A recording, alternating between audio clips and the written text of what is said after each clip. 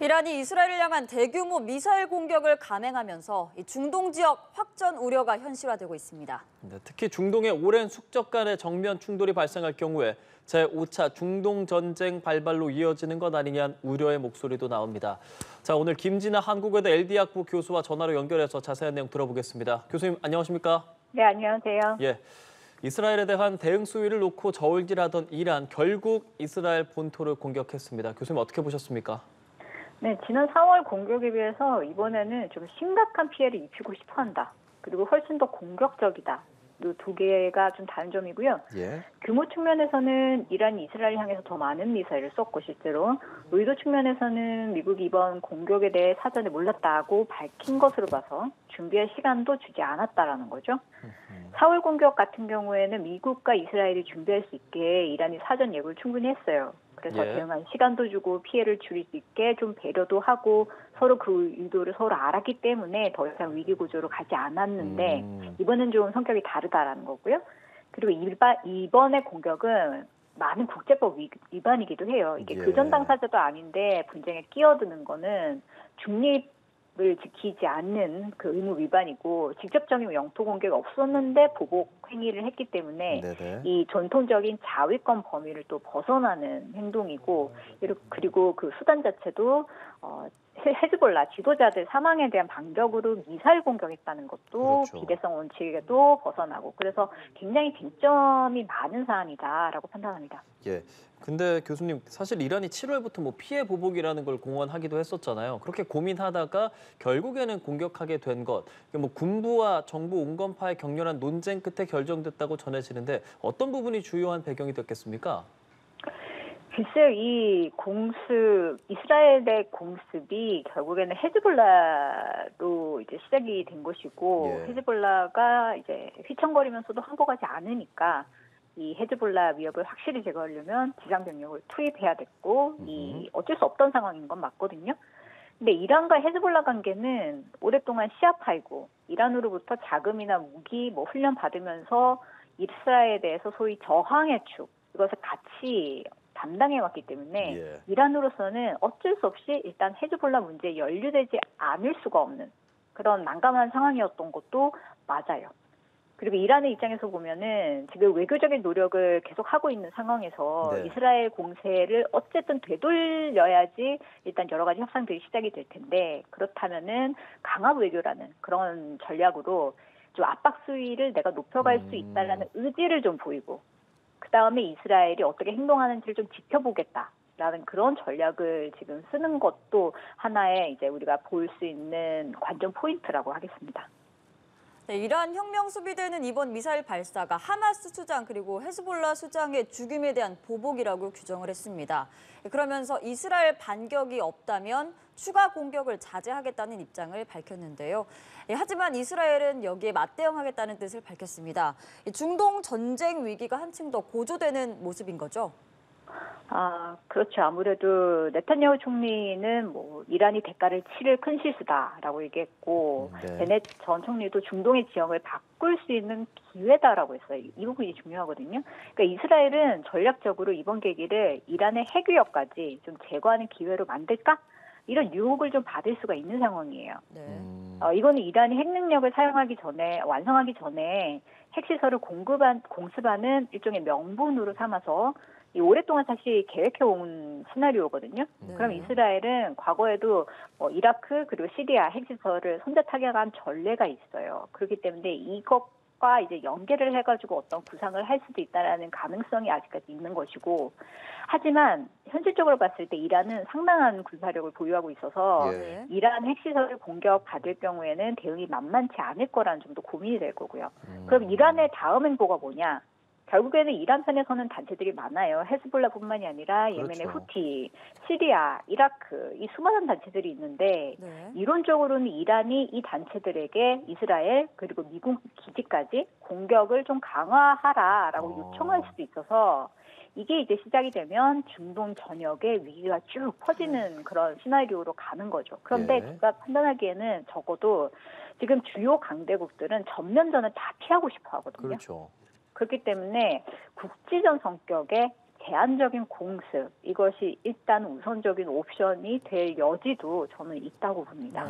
근데 그런 상황에서 지금 이란과 뭐 친이란 세력에 대해서 말씀도 해주셨지만 이스라엘 뒤에는 좀 미국이 있다고도 할 수 있지 않겠습니까? 이번에 탄도미사일 공격도 좀 적극적으로 요격을 해주는 모습을 보였습니다. 어떤 생각하셨어요? 네, 미국 같은 경우에는요. 이스라엘이 지금 통제 불능 상태라서 어쨌든 위기 구조로 가지 않도록 관리하고 싶어하는 게 미국의 기본적인 입장이에요. 미국과 이스라엘이 사실은 비대칭적인 동맹이거든요. 그러니까 미국은 크고 이스라엘은 작고 이렇잖아요. 그렇기 때문에 현재는 중동이 시끄러운 걸 절대로 원치는 않습니다. 그래서 이스라엘을 통제를 좀 해줘야 되는데 하필 대선 기간이란 말이죠. 네. 당장 유대인들의 표, 선거 자금 이런 것들이 필요하기 때문에 반 이스라엘 정책을 추진하기 어렵고 그래서 어떻게 통제해야 될지에 대한 합의가 도출이 안 되고 그래서 이스라엘은 이런 미국의 국내 정치를 좀 자신이 좀 자율적으로 행동할 기회로 좀 보고 있는 것 같고요. 미국이 그렇다고 해서 동맹인 이스라엘을 뭐 저지한다라고 하면은 이게 다른 동맹들한테도 안 좋은 메시지를 줘요. 이 공약의 신뢰성 이런 것들이 무너질 수가 있기 때문에 이런 점을 또 워싱턴 상당히 우려하거든요. 그렇기 때문에 앞으로도 한동안은 좀 가감히 이스라엘이 독자 행동을 할 수 있는 그런 상황을 좀 활용을 할 거라고 봅니다. 네, 비대칭적 동맹 관계라고 하셨는데 미국은 이스라엘에 대한 전폭적인 지지와 함께 중동 내 확전 방지를 위해서 여러 조처를 해왔는데요. 대규모 병력을 중동에 주둔시키고 동부 지중해 작전을 지속하겠다 이런 계획 밝히기도 했습니다. 현실화할 수 있을지 그리고 이런 계획을 밝힌 데 의도는 뭐라고 보십니까? 네, 그렇죠. 미국은 아무래도 동맹인 이스라엘 방어를 적극적으로 지원한다라고 얘기를 한 거고 실제로 두 척의 미 해군 구축함이 요격 미사일 발사했거든요. 근데 사실 이전부터 이 홍해 지역에는 예멘 후티 반군 이 공격들이 굉장히 잦았기 때문에 미 해군이 중동에 전진 배치가 되어 있었어요. 네. 그런데 확전을 위한 게 아니라 확전을 방지하기 위한 거다라는 얘기를 다시 한번 드려야 될 것 같은데 미국의 의도는요 억제예요. 이 억제라는 게 좀 전쟁 위협을 통해서 전쟁을 막는다라는 굉장히 역설적 개념이거든요. 그러니까 무력을 쓸 수 있는 상황을 보여줌으로써 무력을 동원을 해서 상대를 위협한다는 건데 그 과정에서 의도와는 상관없이 전쟁을 막기 위한 의도를 가지고 있음에도 불구하고 상대방이 오판할 가능성이 또 높아진다라는 것이 상당히 문제인 거고요. 지금 다들 우려하는 게 그런 거죠. 이스라엘은 그런 이란의 공격을 그러니까 요격 미사일을 방공 체계를 통해서 모두 막아냈다라고 밝히고 있어요. 물론 이스라엘의 방공 체계가 상당히 잘 구축되었다는 것은 전 세계적으로 알려져 있는데 다만 이스라엘이 지금 계속해서 전력을 쓰고 있는 상황에서 이런 공격들을 막아낼 뭐 병력이나 능력, 비용적인 부분 등등 그런 부분에서 좀 충당이 가능할까요? 어떻게 생각하고 계세요? 네, 중동 지역에서 이스라엘은 사실 가장 강력한 군사력을 보유한 국가 중 하나고요.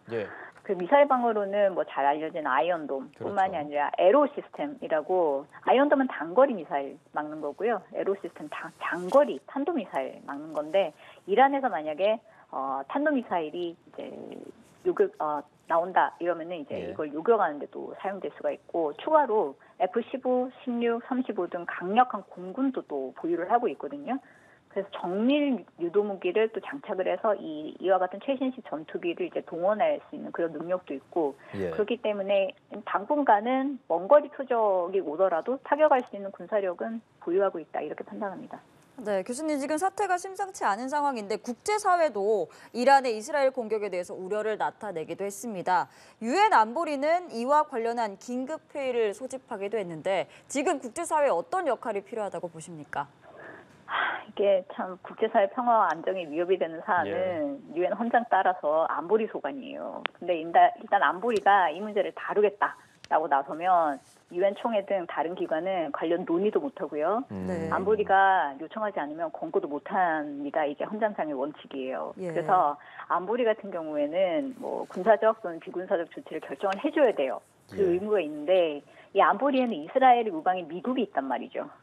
그렇기 때문에 미국은 어떤 제안이 올라오든 간에 투표를 할 때 거부권을 사용할 겁니다. 그래서 결의문 형태로 통과되는 걸 분명히 막을 거고요. 실제로도 1970년대 이후로 미국이 거부권을 쭉 사용해온 그 사례들을 보면 다 이스라엘과 거의 다 이스라엘과 관련한 거예요. 그래서 앞으로도 국제사회는 안보위가 마비되는 상황을 지켜볼 것이고요. 예. 또 우울한 전망을 제가 말씀드릴 수밖에 없을 것 같은데 국제사회의 역할은 글쎄요, 전반적으로 좀 제한적이다라고 그렇게 보고 있습니다. 근데 이제 미국 얘기 계속 해주고 계시지만 미 대선 35일 앞으로 다가왔잖아요. 지금 이런 상황들 미 대선에 어떤 영향 미칠까요, 교수님? 글쎄 미국 대선에 있어서 중동 분쟁은 예. 이미 변수라기보다는 상수가 됐어요. 이미 오래전부터 진행됐고 국론이 좀 분열이 되어 있어서 이미 이제 표가 어디로 몰릴지 거의 양극화가 돼서 굳어져 있거든요. 그래서 예. 효과 자체는 좀 제한적이라고 보는데 다만 어느 진영이 상대적으로 더 피해를 보는가 이 부분에 있어서는 아무래도 현직인 민주당이 현 상황을 관리를 못하고 있다는 점 때문에 비난의 화살을 더 받을 수밖에 없겠죠. 그리고 특히 해리스 후보 같은 경우에는 경합주인 미시건을 반드시 잡아야 돼요. 네. 근데 이 미시건주에 중동 아랍계 인구가 상당히 많이 있습니다. 네. 그래서 이 인구들이 더 많이 동료를 할 수 있다는 점, 이거는 민주당에게 상당히 난감한 그리고 빨리 관리를 해야 되는 상황이 될 겁니다. 예, 알겠습니다. 5차 중동 전쟁 발발에 대한 우려까지 나오는 상황에 대해서 중동 상황 이야기 나눠봤습니다. 김진아 한국외대 LD학부 교수였습니다. 교수님 오늘 말씀 고맙습니다. 네, 감사합니다.